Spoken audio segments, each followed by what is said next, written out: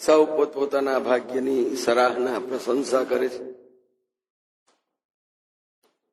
ગરીબ માણસ હોય, ગામડામાં વસતો હોય, તે મોટી દૂરની યાત્રા કરી શકે નહીં. તો ઘર આંગણે જયારે એને દર્શન થઈ જાય અને યાત્રા પોતાના ગામમાં જ પૂરી થઈ જાય ત્યારે કેટલો સરસ આનંદ. કોઈ નાનો માણસ હોય ને કે ભાઈ કૈલાસ માન સરોવર જવું છે, એની શક્તિ ખરી, પણ કૈલાસ માન સરોવરની જ કોઈ એવી પરિસ્થિતિ ત્યાં આવીને સર્જાય, ઓ આપણે કેટલા ભાગ્યશાળી.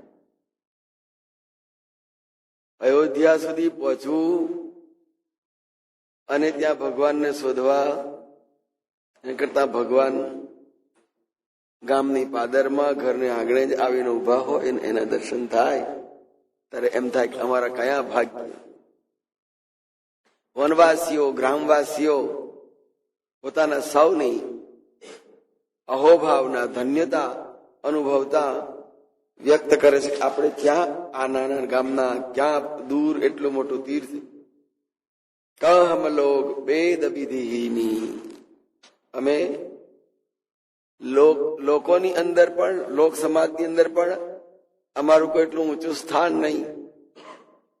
વેદ શાસ્ત્રોની અંદર તો અમારું કોઈ અસ્તિત્વ જ નહીં. અને વિધિ, જે કઈ વિધિ વિધાનો થતા હોય તો એમાં અમારા ગામડાવાળાની ગણતરી કાંઈ થાય. આજે જોઈએ છે ને ગામડાવાળાની દશા કઈ હોય છે, કેવી ગણતરી હોય છે એમની. આજે આટલા વર્ષો પછી પણ જો ગામડા ત્યાંના ત્યાં જ. એટલે આ તો તુલસીદાસજીએ 500 વર્ષ પહેલા લખેલું છે, પણ આજની દશા જોઈએ હવે કઈક ઠીક છે ગોકળિયા ગામ પછી તો. નહીતર ગામમાં પોતાના ઘર સુધી પહોંચવું હોય ને તો ચોમાસામાં આટલા કાદવની અંદર પગ મૂકીને એમાં પશુઓના મળમૂત્રે જતા હોય, છાણમૂતર, અને એની મેં પગ મૂકીને જવાનું. આપણે ગયેલા છે, જોયેલું છે. ગામડાની દશા અત્યાર સુધી આવી હતી એટલે પોતે એમ જ સમજે કે આપણા ગામડાના માણસ, આપણી કોઈ કિંમત નહીં, આપણી કોઈ ગણતરી નહીં, આપણે કોઈ વશાતમાં નહીં. એટલે અહીંયા કહ્યું કોહમ લોક વેદ વિધિ.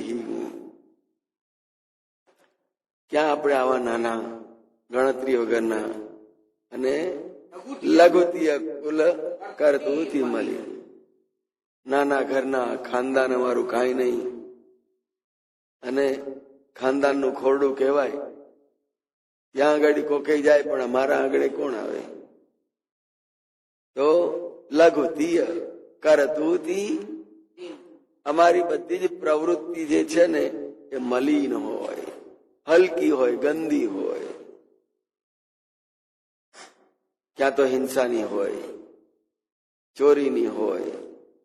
તો આવી હલકા કામ વાળા કરવા વાળા એવા અમે, અને પોતાની જાતને પામર પણ કહી દીધું. અને બસાઈ કુદેશ, બસાઈ કુદેશ, કુગામ ને કુબામ. રહેઠાણ નાના માણસનું ઝુંપડપટ્ટીમાં જોજો નરી ગંદકી છે, અને એને રહેવાની નાની સરખી ઝૂંપડી છે ને એમાંય બધું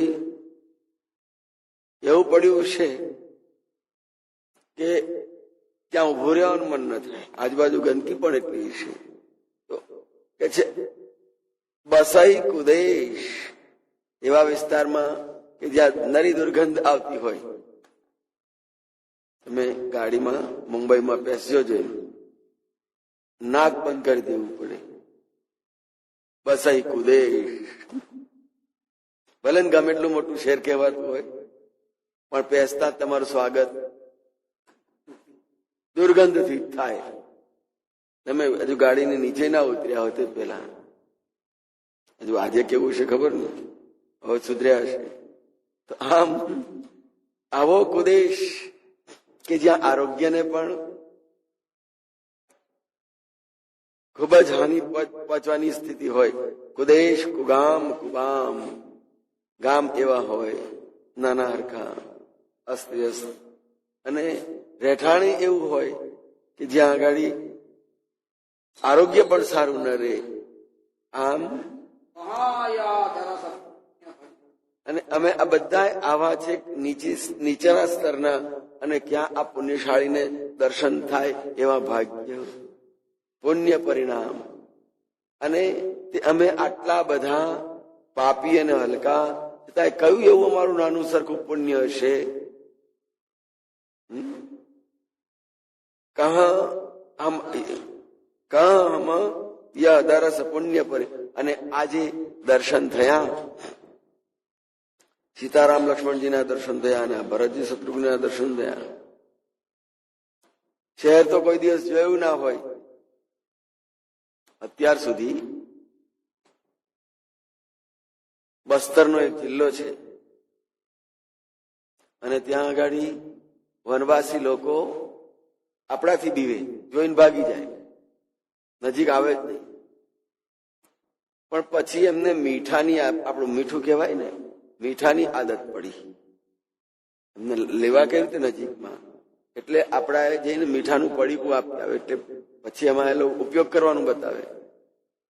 એ લેવા પછી નજીક આવતા થયા. ત્યાં સુધી એ દૂર જ રહે, નજીક આવે જ નહીં. તો જ્યાં આવી પરિસ્થિતિના વનવાસીઓ હોય અને એમને જાણે મીઠું મળ્યું એટલે ઓહો, સાકર કરતા વધારે મળી, તો એ પોતાના આહારમાં મીઠું લેતા થયા. ત્યાર પછી એમને કહ્યું અને મીઠું કહેવાય, મીઠું. અંતે આપણે એની સાથેનો સંબંધ બાંધવા માટે મીઠાની પડીકીઓ આપવા માટે, મીઠાની કોઈ કિંમત નહીં, છતાં એમને માટે ઓહો કહમ પુણ્ય. અમારું પુણ્ય કયું કે આ વસ્તુ અમને મળી. આવી તો કોઈ પેઢીઓ સુધી જિંદગીમાં ક્યારેય જોઈ ના હોય. એમ મીઠું જેમ હાથમાં આવે ને એને ખાવાનો એને સ્વાદ મળે એના ભોજનમાં, આહારની અંદર, એમ અહીંયા આગળ પણ જીવન જીવવાનો સ્વાદ કેવો કે કયું અમારું પુણ્ય કે આ અમને આવીને વહેંચી ગયા દર્શન, અમારું પુણ્ય. તો આમ આમ દરસ પુણ્ય, કયું અમારું એવું પુણ્ય કે એનું આ પરિણામ અમને આજે મળે છે. તો એ બિલકુલ ઉડાણની અંદર રહેલા નારાયણપુર જિલ્લો છે બસ્તરની અંદર, ત્યાં આગળ એ લોકોને હજુ પોતાના કપડાનું ભાન નથી, મીઠું શું છે એ ખબર નથી, ગાડી ટ્રેન તો એમણે જોઈ જ નથી. તો એવાને જયારે આવું દેખાય ત્યારે દોડતા જાય. 50-55 વર્ષ પહેલા ખબર છે, કોઈક મોટર આવી હોય ને દોડતા પહોંચી જાય, મોટર આવી છે. અને કોઈ સાયકલ લઈને આવે તેની આજુબાજુ ફરી વળે, અને સાયકલ કેમ? આશ્ચર્ય થાય. ત્યાં તો નવું નવું જોવાનું મળે છે. એમ આ વનવાસીઓને પણ એવું આશ્ચર્ય થાય કે આ બધા આવા સુધરેલા સુવ્યવસ્થિત માણસો ક્યાં જોવા મળવાના હતા, અને કયું અમારું પુણ્ય કે અમારા ઘર આંગણે આવીને અમને દર્શન આપ્યા. સુધરેલા માણસ એકલા નહીં, ભગવાન સ્વયં, ભગવાનનો પરિવાર સામે ચાલીને અમારે ઘેર, અમારે આંગણે આવ્યો. એટલે આ પુણ્યનો આનંદ જે કે છે કે ભગવાન જે માર્ગે થઈને વિચરે છે પથિક બનીને, બટો, તુલસીજીએ બહુ સરસ આમ ભાલસો એવો શબ્દ વાપર્યો છે, સિંહ રામ લખન બટોવ, વટે માર્ગ. બટોવ એટલે કે આવા વટે માર્ગો અમારા આંગણે થઈને જાય, અને દરેક પ્રતિ ગ્રામ જ્યાં થઈ નીકળવાના હોય એ દરેક ગામે ગામે એના સીમાડે, એના રસ્તે એટલો બધો આનંદ છવાયો, એટલો બધો આનંદ છવાયો કે આ બધાના દર્શન અમને અહીંયા ગાડી આજે 31 કરોડની વસ્તી છે દેશની, પણ જે દાડે ગણી ગાંઠીએ છે તે દાડે ક્યાં ક્યાં ફરે ત્યારે માણસનું મોઢું જોવાનું મળે. અને માણસ મળે તો એના પ્રત્યે આદર ભાવ, એના પ્રત્યે પ્રેમ કે આવો, એના માટે સત્કારનો ભાવ હોય. અને આજે તો મળવા ગયો હોય ઘર ના બતાવે, બારોબાર જાઓ હોટલમાં પણ કે જાઓ તારે. માણસને મળવા જોવા તૈયાર નથી. કોઈ ઘરમાં મળવા આવ્યું હોય, સિરિયલ ચાલતી હોય, એ ક્યાં અત્યારે આ માણસ ગમે નહીં. જયારે આ એક વસ્તી એવી હતી, આછી પાતળી વસ્તી, એક માણસને બીજા માણસનું મોડું જોવે ને, ઓહો આવો આવો, પાણી પીવો, બેસો, જમો, રહો, એવો આદર હતો. તો પ્રતિ ગામ અસ હોય આનંદ. એમ એ આનંદ ગામે ગામ છવાઈ ગયો. ભગવાનના, ભરતજીના આ સૌના દર્શન મળ્યા, એનો આનંદ.